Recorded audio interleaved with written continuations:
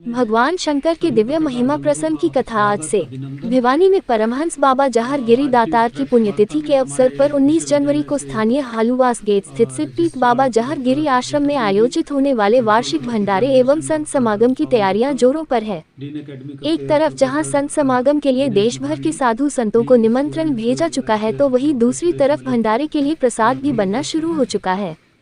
इस बारे में जानकारी देते हुए आश्रम के प्रवक्ता सुरेश सैनी ने बताया कि आश्रम में बनने वाला संपूर्ण प्रसाद गंगाजल में बनाया जा रहा है, जिसके लिए हरिद्वार से गंगाजल मंगवाया जा चुका है।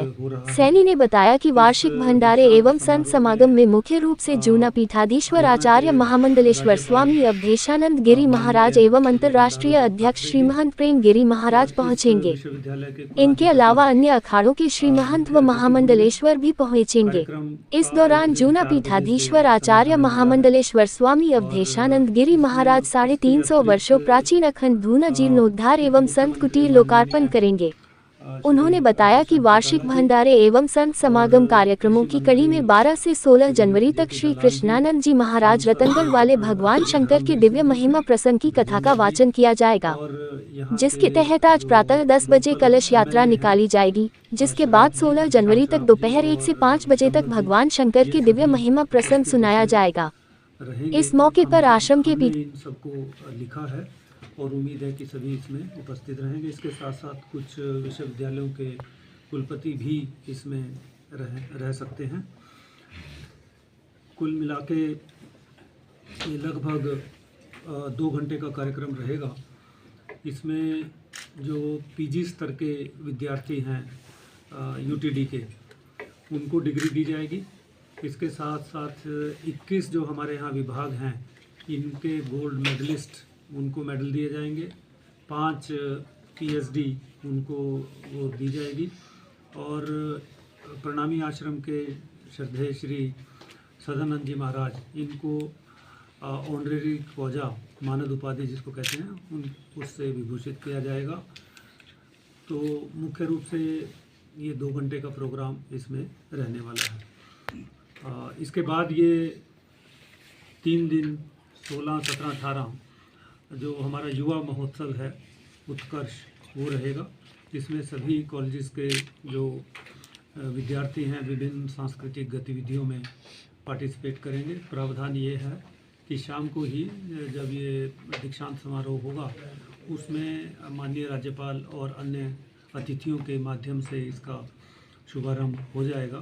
सभी विद्यार्थियों को जो दीक्षांत समारोह में जिनको मेडल मिलेंगे, जिनको डिग्री मिलेगी, और सभी कॉलेजेस के हमारे जो विद्यार्थी हैं जो युवा महोत्सव में भाग लेंगे, उनसे आग्रह करता हूं कि वो इसमें बढ़ चढ़कर भाग लें।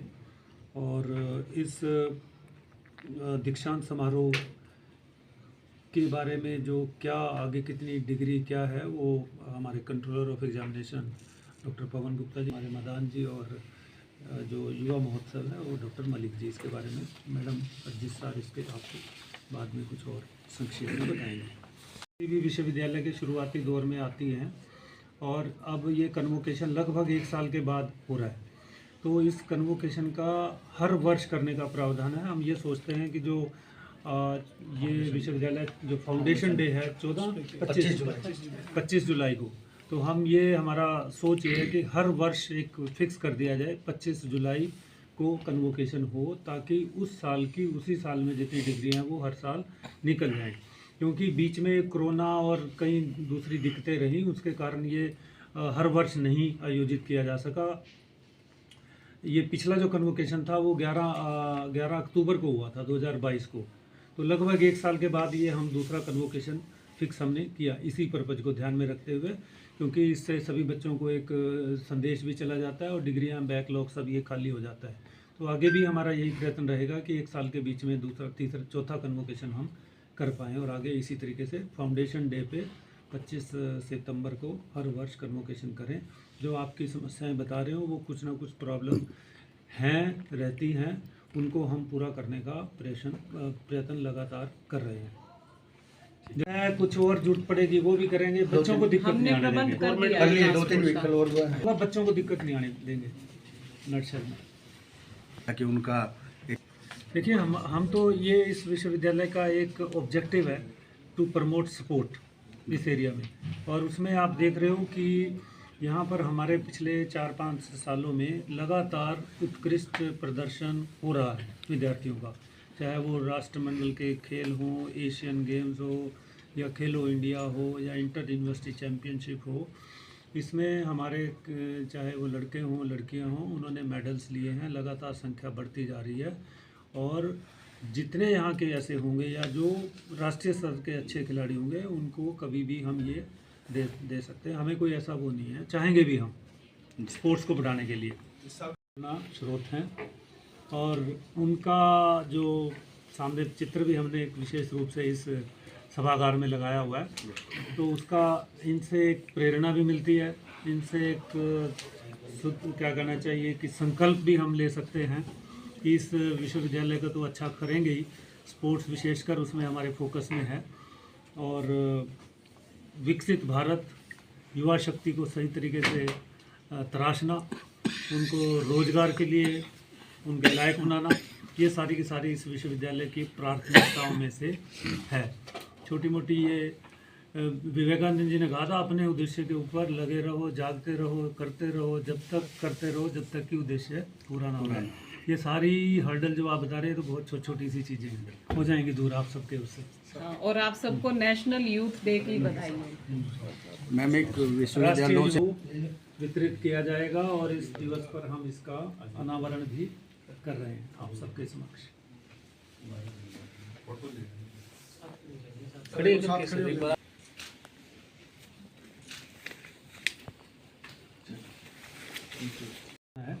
हमारा उद्देश्य यही है कि जो समृद्ध भारतीय ज्ञान परंपरा है, चाहे वो योग हो, चाहे आयुर्वेदा हो, या और किसी भी क्षेत्र में आप सब जानते हैं भारत का रहा है, उसमें से आज के दिन जो बच्चों की एक सबसे ज़्यादा ज़रूरत है कि हमें उन बच्चों को स्वस्थ रखना है और उनकी जीवन शैली एक ऐसी जीवन शैली करनी है जो प्राकृतिक हो, प्रकृति से मैच करती हो।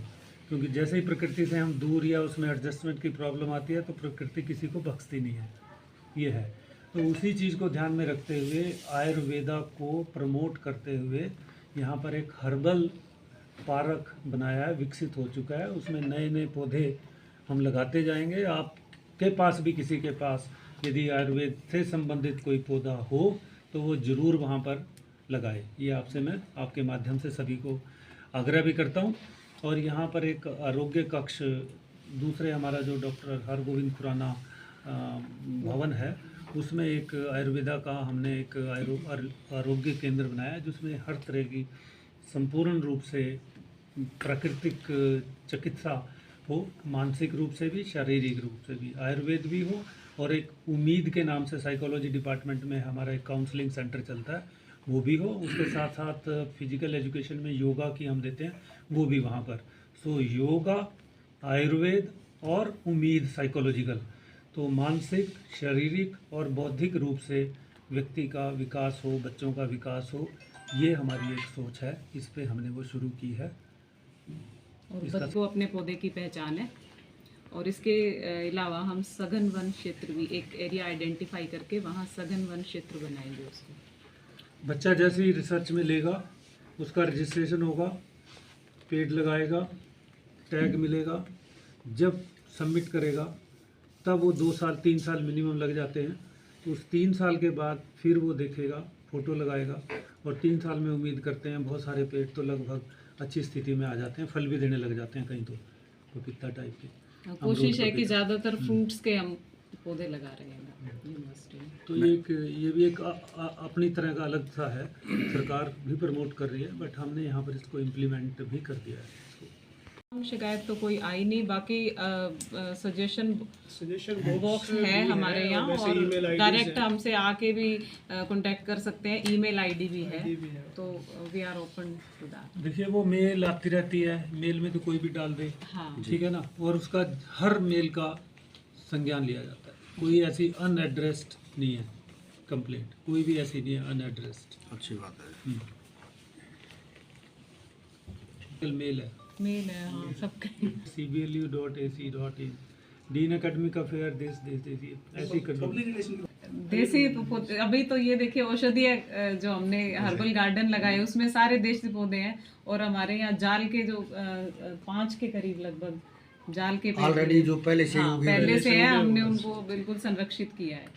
हरड़, बेहड़ा, तुलसी, ये और भी रुद्राक्ष, बहुत सारे मेरे को नाम नहीं भी याद, रुद्राक्ष, ये सारे हैं वहाँ पर। सिंदूरी, बल्कि मैंने भी कई अभी सुने हैं यहाँ के नाम।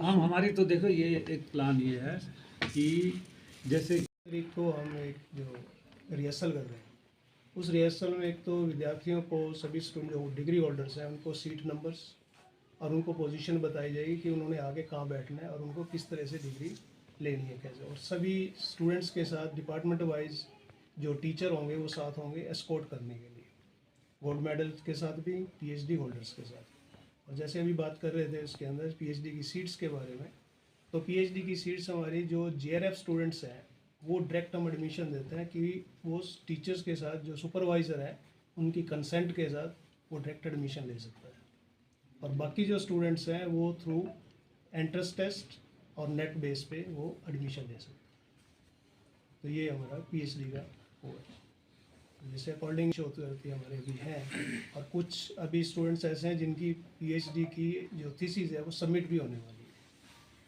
तो होपफुली कि भी हम उसको और स्टूडेंट्स भी आ जाए। एरिया के ऊपर है, रिसर्च सिंपल डिग्री और वैसे नहीं है, वो आसपास की जो समस्याएं हैं उनको जोड़कर उनका समाधान निकालना, ये हमारे विश्वविद्यालय का शुरू से ही एक ध्येय रहा है, विजन है, और उसी को पीएचडी के साथ कैसे जोड़ा जाए ये एक बड़ा हुआ है। और दूसरा एक मैं और यहाँ पर बताऊँगा, अभी हमने एक रिपोर्ट बनाई है जिसको सतत विकास लक्ष्य जिसको कहते हैं, सस्टेनेबल डेवलपमेंट गोल, आप सबको जानते हैं। पूरे विश्व को, इस धरा को एक बेहतर लिवेबल रहने लायक और एक इसमें क्या कहना चाहिए, सही तरीके से व्यवस्थित हो, इस दिशा में यूनाइटेड नेशंस ने 2015 में 17 गोल डिसाइड किए, सस्टेनेबल डेवलपमेंट गोल कहते हैं उसको, SDG। 2030 तक सभी देशों ने जो यूनाइटेड नेशंस के मेंबर हैं इसको इम्प्लीमेंट करने की बात की है। उसमें गोल कैसे हैं कि पावर्टी ना हो, अनएम्प्लॉयमेंट ना हो, जो खान पान है वो सही हो, पर्यावरण सही हो, पानी, इस धरा पृथ्वी के ऊपर आकाश ये बिल्कुल साफ़ सुथरा हो, विमेन एम्पावरमेंट हो, इनइक्वालिटी ना हो, इंक्लूसिवनेस हो, समावेशी व्यवस्था हो, ऐसे ये 17 गोल हैं। इन सबको यदि अचीव कर लेते हैं तो ये जो पृथ्वी है इस पे सब प्राणियों के लिए रहना, जीना बेहतर होगा, ऐसी एक कल्पना के साथ चलें। हमारी जो यूनिवर्सिटी है वो हरियाणा की पहली यूनिवर्सिटी है जिसने पहली सस्टेनेबल डेवलपमेंट रिपोर्ट निकाली है। उसमें चौथा जो गोल है वो है क्वालिटी एजुकेशन, जो चौथा गोल है SDG का। क्वालिटी, आप सब जानते हो कि शिक्षा से ही सामाजिक और आर्थिक परिवर्तन संभव है। यदि शिक्षा ठीक कर ली जाए तो आप समझो कि बाकी चीज़ें अपने आप ही हो जाती हैं। तो इस 17 गोल को हम कैसे अचीव करें, विद्यार्थियों तक भी और टीचर्स तक भी ये बात पूरी जाए, उनको पता हो कि पॉवर्टी कैसे हो सकती है शिक्षा के माध्यम से, उनको पता हो कि वीमेन एम्पावरमेंट जो सामाजिक मुद्दे हैं वो समाज में हम कैसे उनको जागरूकता पैदा कर सकते हैं, वो हमें पता होना चाहिए। उसकी एक रिपोर्ट निकाली है, और हमारा मुझे पूरा विश्वास है कि इस रिपोर्ट से और हमारी जो इसके बारे में जो अंडरस्टैंडिंग बढ़ेगी उससे और आगे इसको SDGs को अचीव करने में, और बाकी की यूनिवर्सिटीज़ भी इसको फॉलो करेंगी और शिक्षा के माध्यम से इस SDGs को अचीव करने में रहेंगे। ये पहली यूनिवर्सिटी है हमारी, मैं इसको, प्राइवेट हो सकता है किसी ने की हो, बट स्टेट यूनिवर्सिटी की पहली रिपोर्ट है ये। मैं वहाँ पर पीछे चंडीगढ़ में था तो माननीय जो शिक्षा मंत्री जी हैं और हायर एजुकेशन काउंसिल के जो चेयरमैन हैं प्रोफेसर KC शर्मा जी, उन सबके समक्ष वो निकाली थी। सारे इनोवेटिव जो कदम है, जैसे इनके सांस्कृतिक, डॉक्टर साहब के लूर है, हरियाली तीज है और लोकल फेस्टिवल्स हैं, ये सारे हम करते हैं। जो हमारा जो सभी लोग कहते हैं कि अपनी जड़ों से जुड़े रहो, आधुनिक बनो मगर जड़ों से जुड़े रहो। गांधी जी भी यही कहते थे कि भाई अपने दिमाग को बिल्कुल पूरे संसार के लिए खोल दो मगर पैर ज़मीन पे टिके रहें। इतनी तेज़ हवा ना आ जाए कि उड़ा के ले जाए। तो उस सारे कंसेप्ट को देखते हुए सारे इंटरनली जो हमारी चीज़ें हैं उनको भी हम इसमें जगह जगह पर वो दे। भाई साहब कुछ आप स्माइल